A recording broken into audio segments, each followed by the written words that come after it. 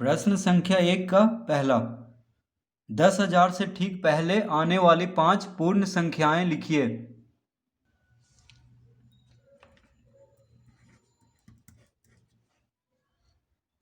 तो 10,000 से ठीक पहले आने वाली 5 पूर्ण संख्याएं को लिखना है। तो 10,000 लिखेंगे, उसमें एक घटाएंगे। ठीक है, ठीक पहले आने वाली तो एक घटाएंगे। ठीक पहले जब भी बोले तो एक घटा देना है।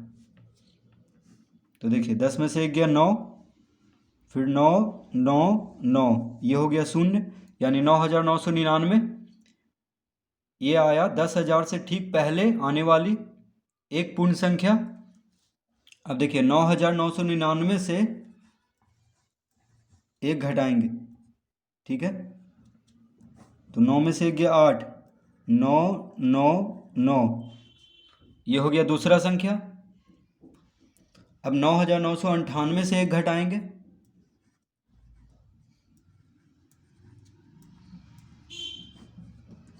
तो 8 में से एक गया 7, 9 9 9, 9,997। अब 9,997 से एक घटाएंगे तो 6, ये हो गया 9,996। फिर 9,996 में से एक घटाएंगे तो 5, तो 9,995। तो ठीक पहले आने वाली 5 पूर्ण संख्याएं को लिखना था। तो देखिए 9,999, 9,998, 9,997, 9,996, 9,995, ये हो गया 5 पूर्ण संख्या जो 10,000 से ठीक पहले आती है।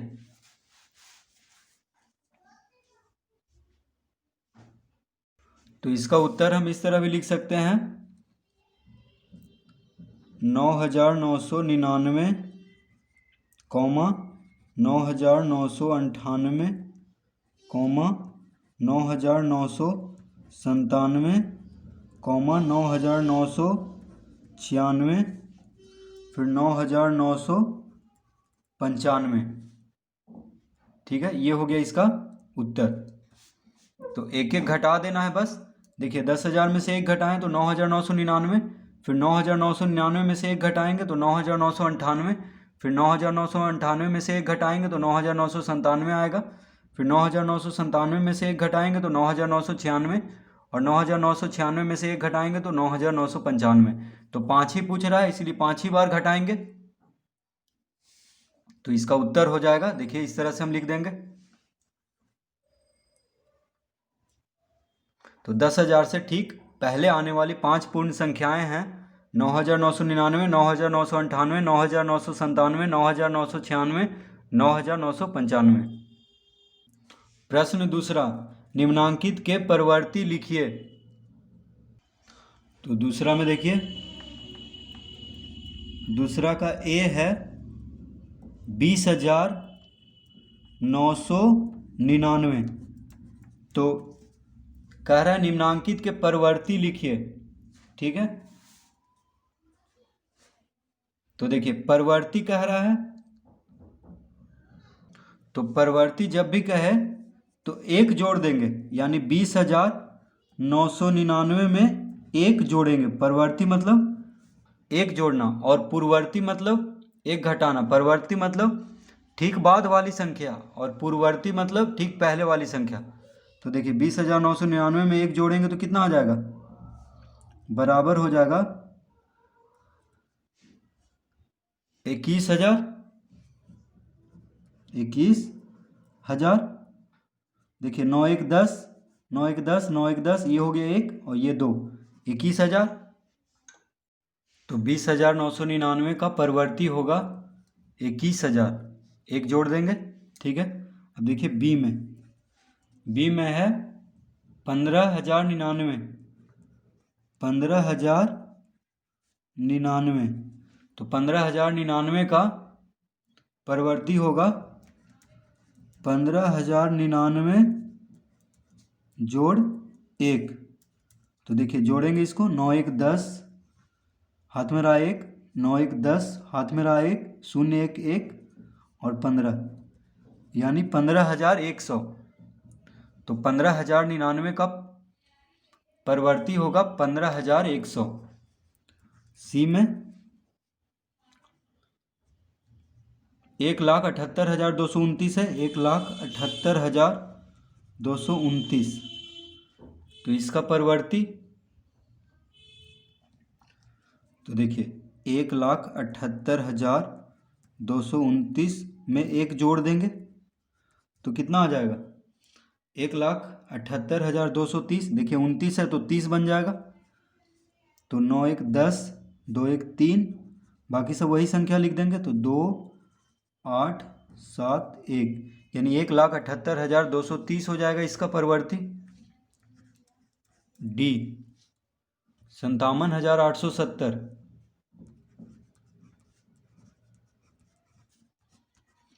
तो इसमें भी एक जोड़ देंगे, 57,870 जोड़ 1, तो 0 1 1, बाकी सब वही रह जाएगा, 7 8 7 5, 57,871। ई में 49,999 है, 49,999। तो इसमें भी एक जोड़ेंगे,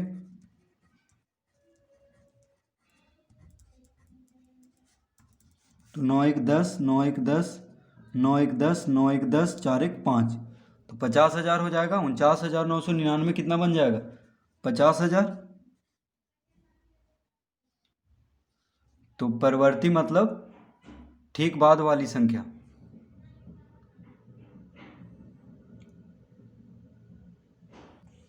पहला का तीसरा निम्नांकित के पूर्ववर्ती लिखिए। तो तीसरा का ए 5,000 है, तो 5,000 का पूर्ववर्ती, तो पूर्ववर्ती मतलब होता है एक घटाना, यानी ठीक पहले वाली संख्या। पूर्ववर्ती मतलब ठीक पहले वाली संख्या। तो 5,000 में से एक को घटा देंगे तो कितना आ जाएगा? 10 में से एक गया 9, 9 9, ये हो गया 4, 4,999। बी 61,200, 61,200। तो 61,200 में से एक घटा देंगे तो 10 में से एक गया 9, 9, ये हो गया, देखिए एक पैंचा दिया था इसको, ये तो एक ही रहेगा, और ये 6, तो 61,199, 61,199 होगा पूर्ववर्ती संख्या 61,200 का। सी सी में है 4,08,070।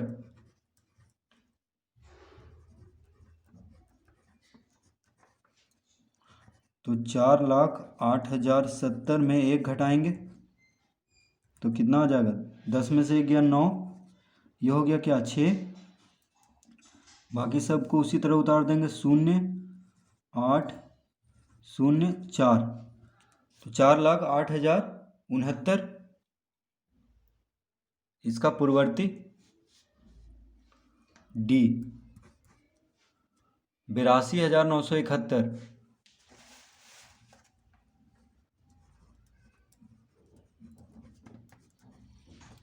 तो 82,971 में एक घटाएंगे तो कितना आ जाएगा? एक में से एक गया 0, 7 9 2 8, 82,970। ई 1,52,600।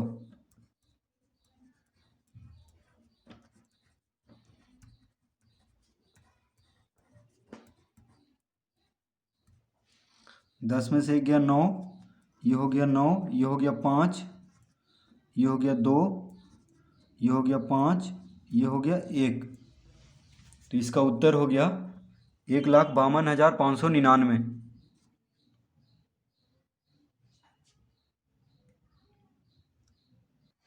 प्रश्न पहला का 4, सबसे छोटी प्राकृत संख्या क्या है? पांचवा में सबसे छोटी पूर्ण संख्या क्या है? तो 4 में सबसे छोटी प्राकृत संख्या, तो देखिए सबसे छोटी प्राकृत संख्या 1 है। प्राकृत संख्या गिनती वाली संख्या जो होता है वहाँ से शुरू होता है, तो 1 से हम गिनती शुरू करते हैं तो उसी को प्राकृत संख्या कहते हैं। 1 से शुरू होता है प्राकृत संख्या बोलिए या गिनती वाली संख्या, तो 1 से कुछ भी हम गिनना शुरू करते हैं तो 1 सबसे छोटी प्राकृत संख्या होगा। पांचवा में सबसे छोटी पूर्ण संख्या, तो पूर्ण संख्या 0 से शुरू होता है, 0 1 2 3 इस तरह से, यानी प्राकृत संख्या में 0 लगाने से पहले, प्राकृत संख्या के पहले 0 लगाने से क्या बन जाता है? पूर्ण संख्या। तो 0 सबसे छोटी पूर्ण संख्या होगा।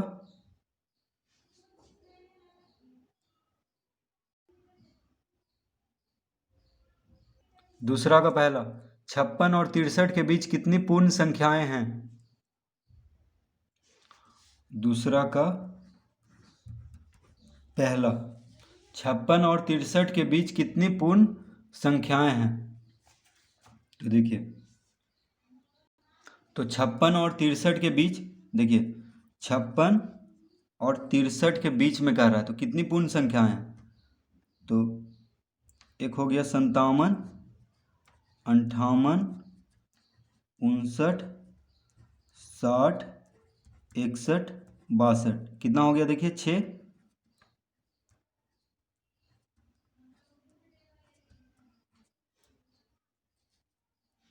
1 2 3 4 5 6, तो 56 और 63 के बीच देखिए 6 पूर्ण संख्या है, 1 2 3 4 5 6, ठीक है। तो ये तो बस समझाने के लिए था, इसका उत्तर होगा 6। बस पूछ रहा था कि कितनी पूर्ण संख्याएं हैं, तो बस इसका उत्तर हम 6 देंगे। पहला का उत्तर होगा 6, ठीक है। ये बस समझाने के लिए था। इसका उत्तर क्या होगा? 6। देखिए 6 संख्या है, 6 पूर्ण संख्याएं हैं 56 और 63 के बीच, तो बस 6 उत्तर देंगे इसका। दूसरा,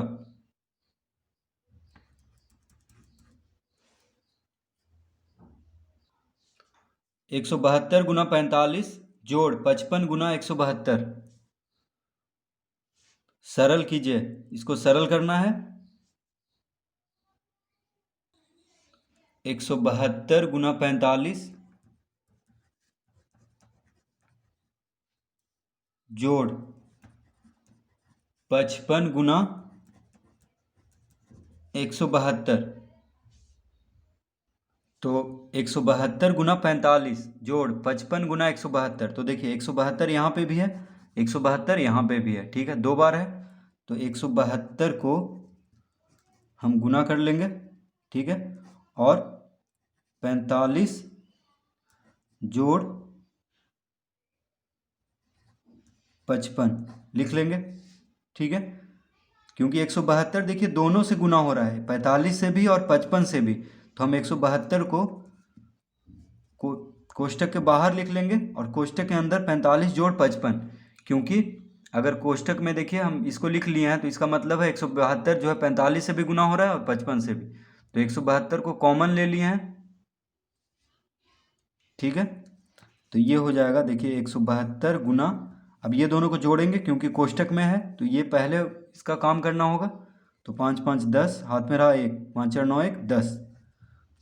तो देखिए अब कितना आसानी से हम गुना कर सकते हैं, 172 गुना 100, तो 172 गुना 1 पहले करेंगे तो 172, 172 गुना 1 172, फिर 2 शून्य बैठा देंगे, तो इसका उत्तर देखिए आ चुका है 17,200। तो 172 दोनों से गुना हो रहा है इसलिए कॉमन ले लेंगे, ठीक है, और 45 और 55 को एक साथ लिख देंगे कोष्टक में, फिर जोड़ देंगे तो 100 आएगा, फिर 172 को 1 से गुना करेंगे तो 172, फिर 2 शून्य बैठा देंगे, यानी 172 गुना 100 बराबर 17,200।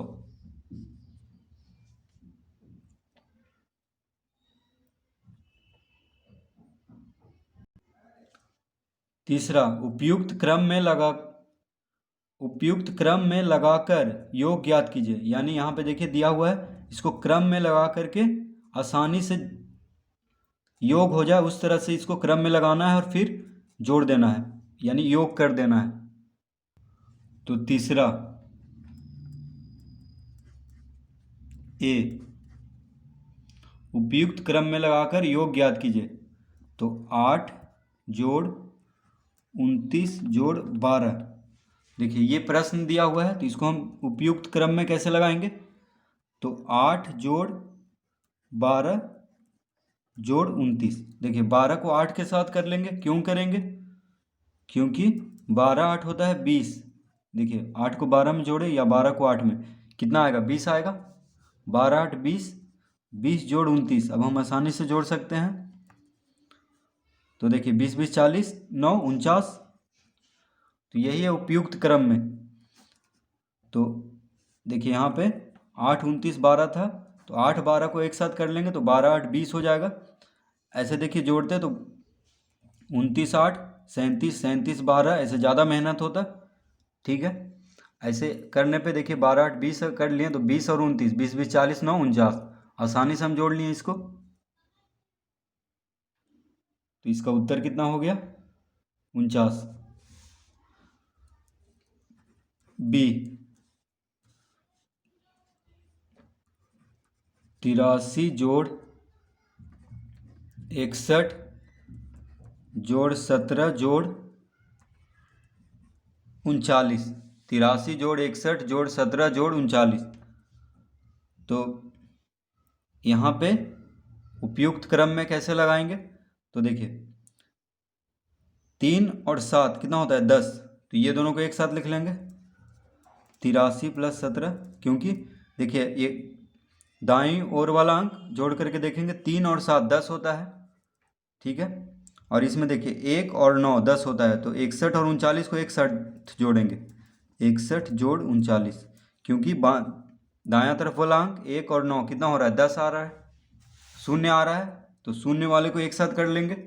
तो देखिए 7 3 10, हाथ में रहा 1, 8 1 9 1 10, 9 1 10, 6 3 9 1 10। कितना आसानी से देखिए 100 100 आ गया दोनों में। इसीलिए बायां तरफ वाला अंक देखेंगे 3 है यहाँ पे, तो 7 जोड़ेंगे, 7 3 10 होगा। तो यानी जब शून्य आ रहा है तो आसानी से जोड़ हो जाएगा। तो इसलिए 83 और 17 को जोड़ेंगे। देखिए इसको और इसको एक साथ पहले जोड़ेंगे, फिर 61 और 39 को जोड़ेंगे। ठीक है, तो 83 17 100, 61 39 100। इसमें भी देखिए 9 1 10 आ रहा था अंतिम में, तो इसीलिए इन दोनों को एक साथ कर लिए। तो कितना हो गया, 100 100 200। तो कितना आसानी से इसको हम जोड़ लिए। ऐसे एक एक अंक करके जोड़ते, 83 61 तो ज़्यादा मेहनत पड़ता, फिर 17 फिर 39। ठीक है, तो इसका उत्तर कितना होगा, 100।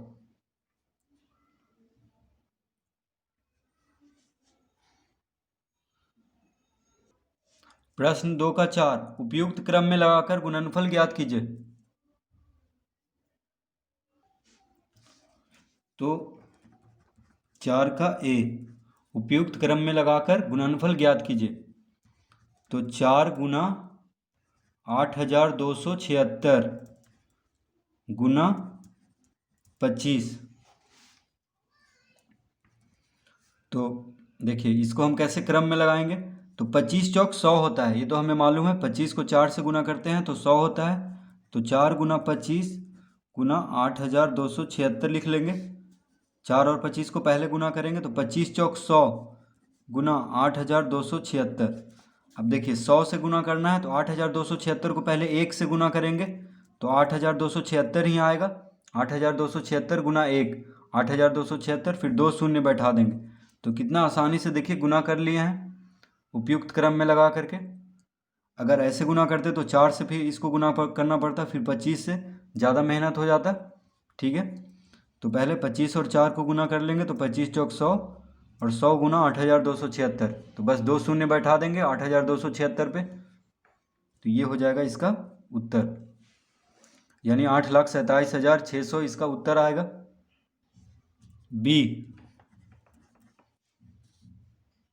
125 गुना 3 गुना 8 गुना 15। 125 गुना 3 गुना 8 गुना 15। तो देखिए 125 अठी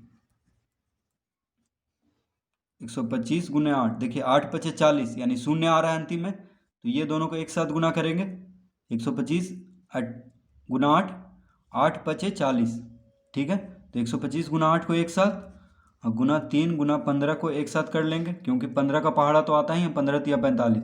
अब देखिए 125 अठी कितना होता है, 1000। 125 अठी 1000 होता है, गुना 15 तिया 45। तो 1000 गुना 45, तो 45 गुना 1 45, 45 को 1 से पहले गुना करेंगे, फिर 3 शून्य इस पे दे देंगे, तो 45,000 आ जाएगा इसका उत्तर, ठीक है।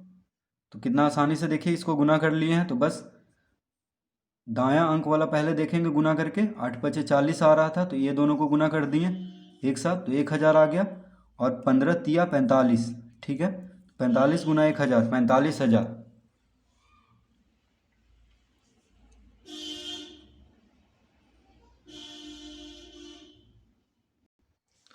पांचवा में है मान निकालिए 89,276 गुना 137 माइनस 37 गुना 89,276। 89,276 गुना 137 माइनस 37 गुना 89,276, ठीक है।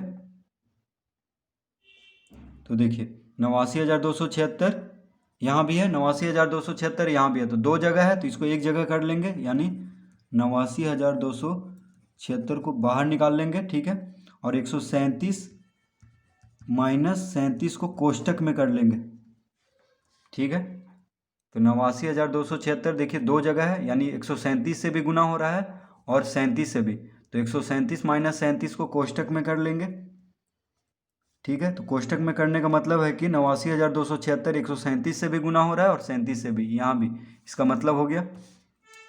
तो अब हम आसानी से इसको हल कर सकते हैं। तो 89,276 गुना 137 में से 37 को घटा देंगे, क्योंकि कोष्टक वाला काम पहले होता है। तो 7 में से 7 गया शून्य, 3 में से 3 गया शून्य और 1, तो 89,276 गुना 100। तो 89,276 को 1 से गुना करेंगे, 89,276 को 1 से गुना करेंगे, तो 89,276 और 2 शून्य है, तो 2 शून्य बैठा देंगे, तो ये हो जाएगा इसका उत्तर। तो 89,27,600, ठीक है। तो जब भी देखिए इस तरह का प्रश्न आए, तो दोनों से जब गुना हो रहा हो एक ही अंक, तो उसको कॉमन ले लेंगे, और जो बच जाएगा उसको कोष्टक में, ठीक है। फिर घटा देंगे या जोड़ देंगे, जो भी रहेगा। अगर जोड़ रहेगा तो जोड़ देंगे, घटाव रहेगा तो घटा देंगे, और फिर गुना कर देंगे।